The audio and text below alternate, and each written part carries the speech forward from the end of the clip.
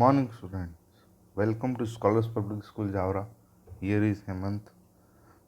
हम लोग हमारा चैप्टर हीट जो कि हम पढ़ रहे थे, इसमें हमने हॉटनेस एंड कोल्डनेस के बारे में पढ़ लिया था।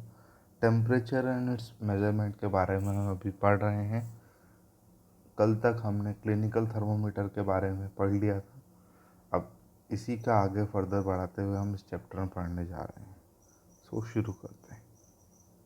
देखिए बच्चों, हम लोगों ने पिछले जो लेक्चर्स हैं इसमें ये सारी चीज़ें कंप्लीट कर चुके हैं।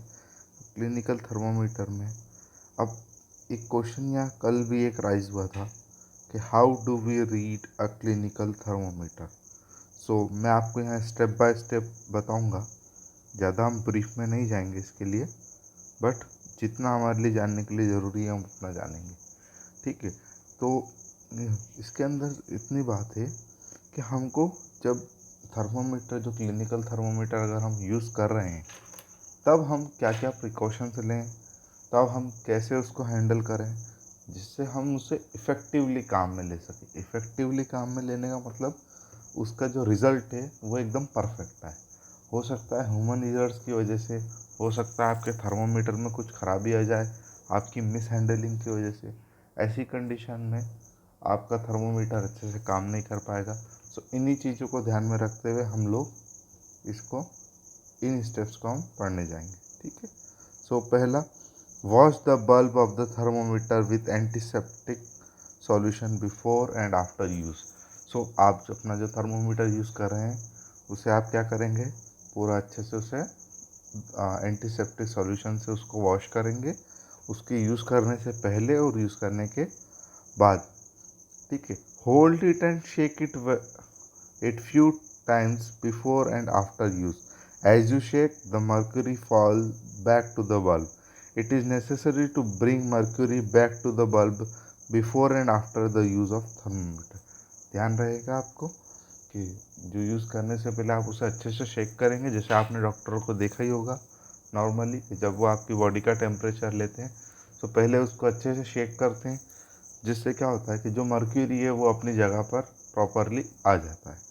इसी के बाद में ensure that before use of thermometer reading is below 35 degree. आपको ये बात ज़रूर ध्यान रखनी है कि आपका जो थर्मोमीटर है वो एकदम करेक्टली 35 डिग्री सेल्सियस से नीचे हो।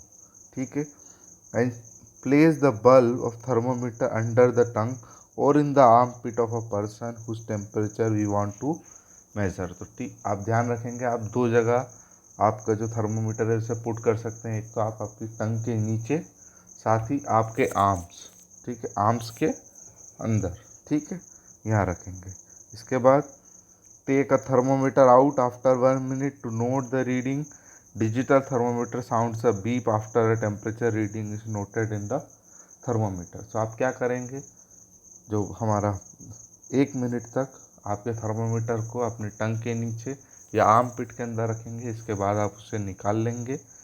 ठीक है, अब अगर डिजिटल थर्मोमीटर की बात कर रहे हैं तो वो एक बीप साउंड हमें दे देता है, जिससे हमें पता लग जाता है कि टेम्परेचर मेजर हो चुका है। ठीक है, our line of sight should be perpendicular to the level of mercury while taking the reading. हमारी आंखें एकदम मर्क्यूरी के सामने होनी चाहिए, आप ये बात ध्यान रखेंगे। एक फ़ोटो है जो आप यहाँ देखेंगे, ये देखिए इसका फ़ोटो। आपकी आई की पोजीशन बहुत इंपॉर्टेंट है। अगर आप नीचे से देखेंगे तो ये ऊपर नीचे हो सकता है, जिससे आपको रीडिंग करने में प्रॉब्लम हो सकती है। तो ऐसी कंडीशन में ये जो पॉइंट है हमारा कि our line of sight should be perpendicular to the level of mercury while taking the reading. ठीक है, अब always handle a thermometer with care as it can break and if it hurts object. It If the bulb of the thermometer breaks, mercury will spill out. Mercury is a toxic substance and harmful for human and environment. Therefore, we should use digital thermometer more as they do have mercury. Basically बात यही है कि आप इसको अच्छे से handle करेंगे। अगर गलती से किसी हार्ड सतह से या हार्ड लेयर से अगर ये हिट हो जाता है तो आपका जो मर्क्यूरी है वो स्पिल आउट हो जाएगा, मर्क्यूरी बाहर आ जाएगा। अब मर्क्यूरी जो है वो हमारी बॉडी के लिए या हमारे इन्वायरमेंट के लिए बहुत ही खतरनाक है। सो ऐसी कंडीशन में हम क्या प्रेफर करेंगे कि हम कोशिश यही करेंगे कि हम डिजिटल थर्मामीटर का यूज़ करें। ठीक है। इसके बाद do not hold the thermometer by the bulb while the reading के टाइम पे आप क्या करेंगे, बल्ब के थ्रू उसको नहीं पकड़ेंगे। ठीक है। ये जो बल्ब आपको दिख रहा है ये, इसके थ्रू आपको नहीं पकड़ना है। ठीक है। ये जहाँ मैं गोला लगा रहा हूँ वो लास्ट जो इसका है, do not measure the temperature of any other object with a clinical thermometer. So देखिए, अब अगर एक क्लिनिकल थर्मोमीटर है तो हमारी बॉडी के लिए ही बना हुआ है। अगर आप और किसी चीज़ का टेम्परेचर अगर इस क्लिनिकल थर्मोमीटर से निकालने जाएंगे सो हमारे लिए अच्छा नहीं होगा। सो ऐसी कंडीशन में आप ध्यान रखेंगे कि क्लिनिकल थर्मोमीटर से ओनली बॉडी का टेम्परेचर हम मेज़र करेंगे। ठीक है। सो इसके बाद हम देखेंगे लेबोरेटरी थर्मोमीटर। लेबोरेटरी थर्मोमीटर हम देखिए, to measure the temperature of object other than human body different thermometer are use. One such thermometer is laboratory thermometer. ठीक है। अब हमने ह्यूमन बॉडी के लिए तो क्लिनिकल थर्मोमीटर यूज़ कर लिया। अब अदर जैसे अलग अलग हमें चीज़ों के लिए टेम्परेचर मेज़र करने के लिए हम अलग अलग टाइप के थर्मोमीटर्स यूज़ करते हैं। तो इसी के अंदर एक आता है लेबोरेटरी थर्मोमीटर। ठीक है। सो ये वर्क कैसे करता है आप इसे देखेंगे। The bulb of thermometer is inserted inside the body whose temperature we want to measure. Mercury or the liquid inside the bulb heats up. On heating, mercury or the liquid expands and move up in the tube and thermometer and stop at certain level. This reading of scale up to which mercury level is rise gives the temperature of a body. देखिए simply अगर हम देखें तो अगर आपको मान लीजिए एक आपके पास एक ये जैसे टम्बलर है। अब इस टम्बलर के अंदर आपको क्या करना है, सिंपली मान लीजिए आपका काम मिल्क है उसका टेम्परेचर नोट करना है। सो आप कैसे करेंगे कि आप जो अपना लेबोरेटरी थर्मोमीटर है आप उसे मिल्क के अंदर पुट कर देंगे सिंपली।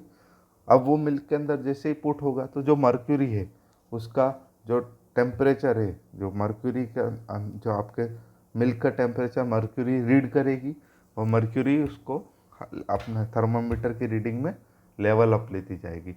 एक सर्टन पॉइंट पर आने के बाद हमारी मर्क्यूरी ऊपर उठना बंद कर देगी। सो उस पॉइंट को हम क्या बोलेंगे, उस बॉडी का टेम्परेचर। ठीक है। इतनी बात आपको समझ में आई कि क्लिनिकल थर्मामीटर ज़्यादातर हम किसके लिए यूज़ करेंगे, ह्यूमन बॉडी के लिए, और लेबोरेटरी थर्मामीटर हम किस चीज़ के लिए यूज़ करेंगे, अदर बॉडीज़ के लिए, लाइक लिक्विड ऑब्जेक्ट और हार्डर ऑब्जेक्ट। ठीक है। सो अभी के लिए इतना ही। अगले लेक्चर में हम हीट के बारे में जानेंगे। तब तक के लिए stay safe, stay healthy. Thank you.